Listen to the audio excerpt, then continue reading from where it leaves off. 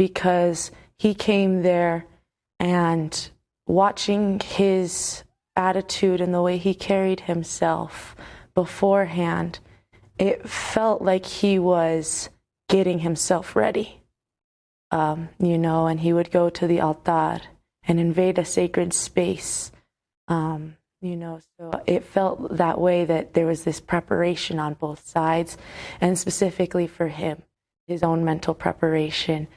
And I was able to, my father has been checking in with Jacob's family as much as we can. Last I heard, he's doing okay and he's recovering. We just put out lots and lots of prayers that his breathing is good and his voice is good. In the morning time, he came and he sang us some songs. And so I know as a community, all we want to do is hear Jacob sing again for us. A song like that. And as far as I'm doing, I'm okay because I have a community that is full of love and compassion and humanity. So, ever since this, there hasn't been a moment where I haven't been taken care of. So I'm blessed in that way. Well, Malaya Pinchinho, I want to thank you so much for joining us from New Mexico Public Television. She attended Thursday's peaceful action over the planned reinstallation of a statue of the infamously violent colonizer Juan de Oñate in Española, New Mexico. Coming up, we speak to two researchers with the La Raza database research project that reveal the number of brown and black people killed by police may be more than double the amount that's widely reported. Back in 30 seconds.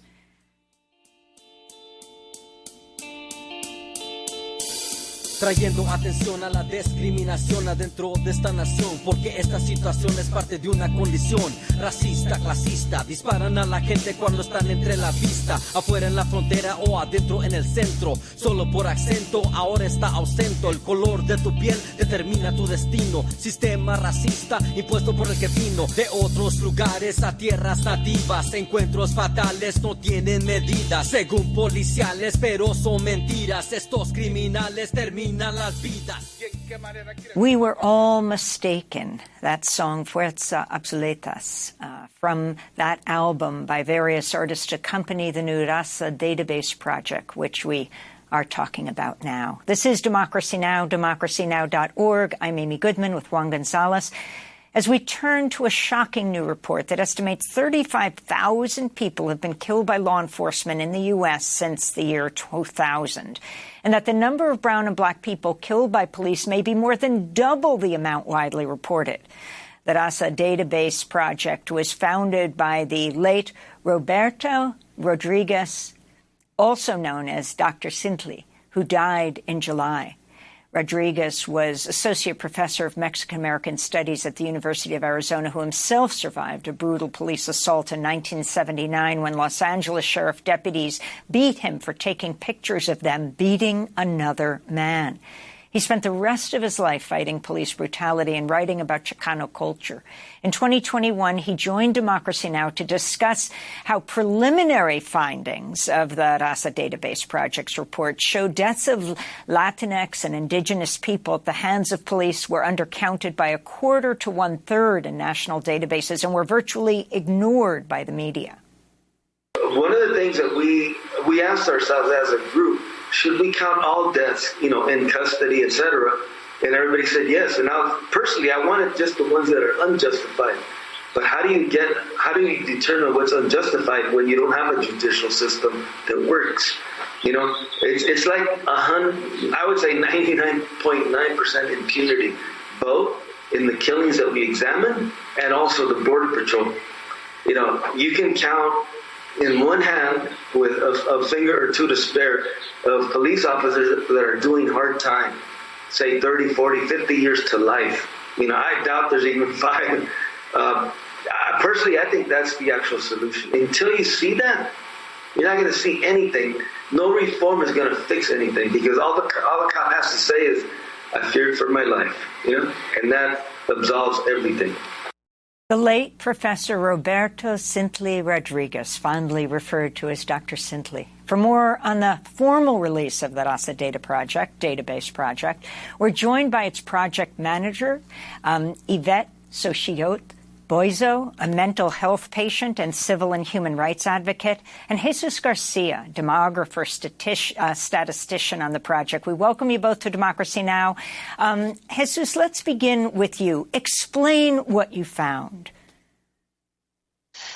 Yes, Amy Juan, thank you very much for this opportunity to be here with you. So Roberto asked me to participate in this project on a volunteer basis, and he more or less, as you heard, knew what the subject matter was, but he wasn't able to, articulate the statistics.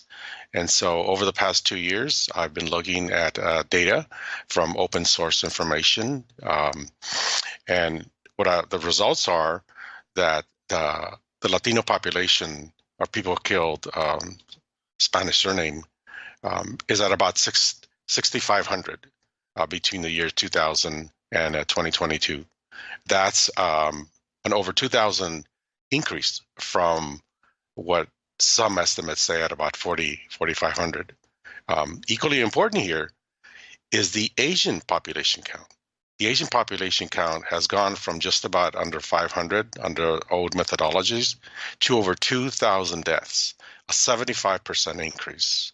So our goal with this project was to not only address the missing information for Latinos, but overall, and see the impact on all our communities of color, all our disenfranchised people. And to tell you the truth, this has been a very difficult project to work on personally. This is not my forte, but Roberto asked me to participate in this project, and I think the results are pretty groundbreaking, and they're the beginning, not the end, of further discussions on this issue.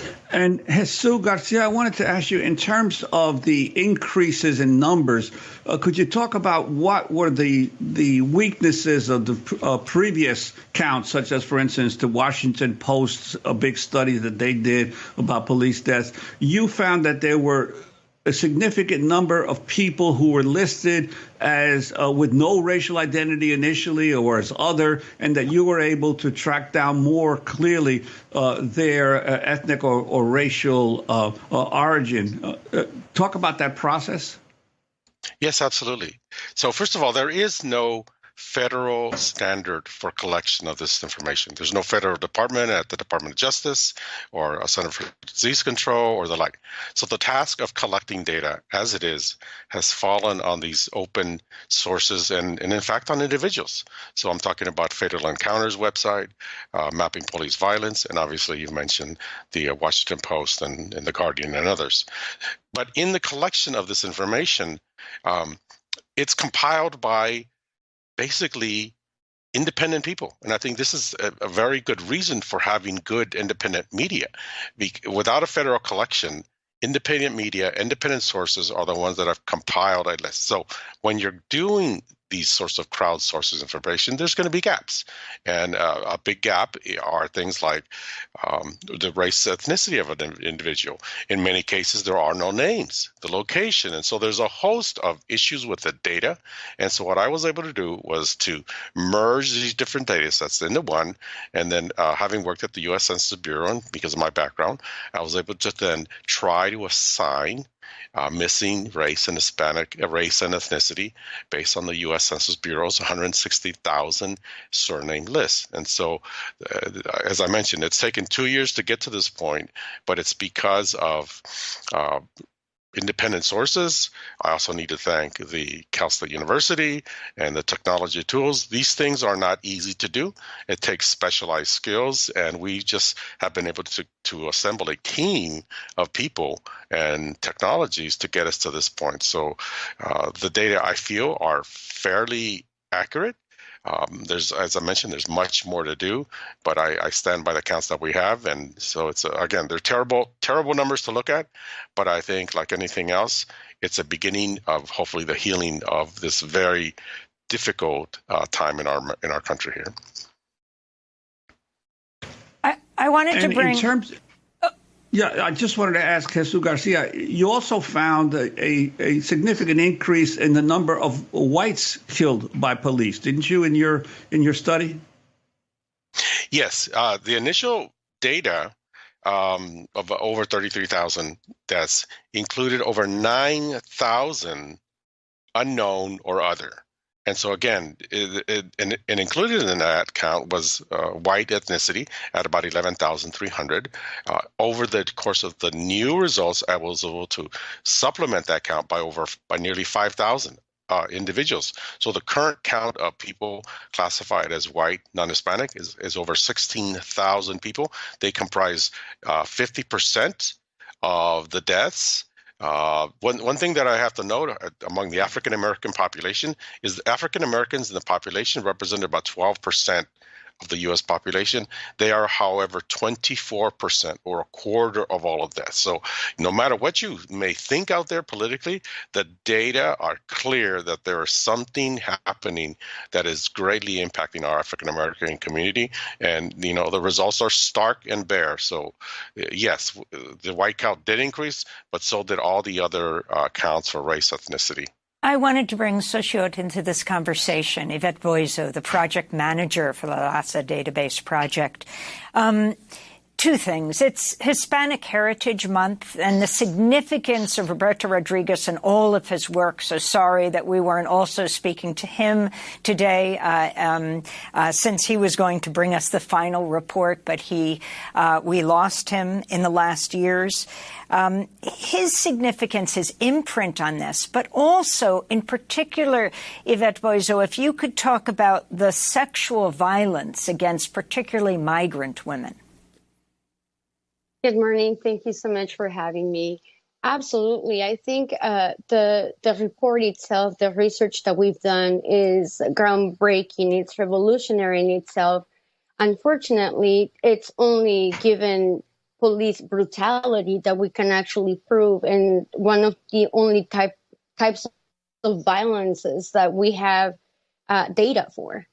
We don't have an actual account or any type of data when it comes to the violence against women, and especially when it comes to migrants, which is even more alarming because, as you know, there's forced sterilizations within the detention centers, women that have been forcefully sterilized as part of their probation terms in this country. So when we look at the people being affected mostly by this type of genocidal practices, it's women of color. So if you ask me, under international law, these are crimes against humanity. This is a genocide. And it's so unfortunate that there's not any type of actual collection of information against these types of violences and crimes against humanity. And what was most surprising to you as you were compiling the data and getting a final report?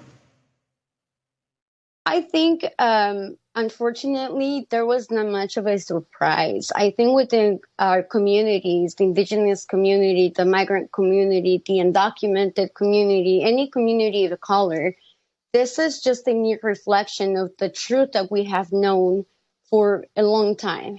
We know that violence has existed from the conception of this country, and it just continues to evolve and take a different name and role.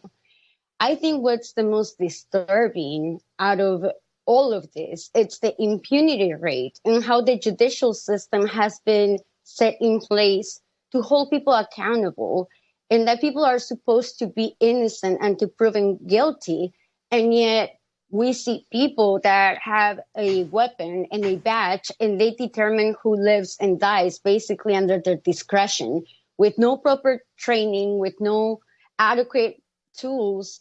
And this is affecting thousands and thousands of people in the United States. Xochitl, we have to end here, but we're going to conduct this interview in Spanish as well, and we'll post it at democracynow.org. Yvette Boiso, project manager for La Raza Database Project, and Jesus Garcia, demographer and statistician on the project.